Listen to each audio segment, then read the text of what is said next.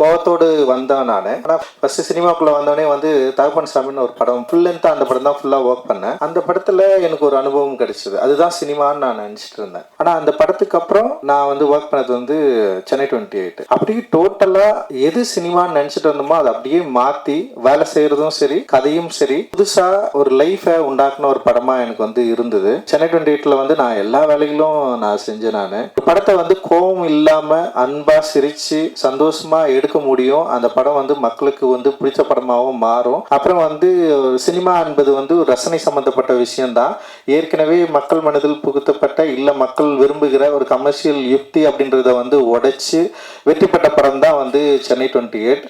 அதை எடுத்த VP sir தான் என்னுடைய கோவத்தை எல்லாத்தையும் மாற்றி ஒரு ஜாலியாக ஒரு படம் ஜாலியாகவும் நீ அமைதியாகவும் ஒரு படத்தை உன்னால் எடுக்க முடியும், எல்லாரையும் வந்து ஜாலியாக அவங்க கிட்ட இருந்து வேலை வாங்கி உன்னால் படம் எடுக்க முடியும்னு சொல்லிட்டு எனக்கு வந்து சொல்லி கொடுத்தாரு.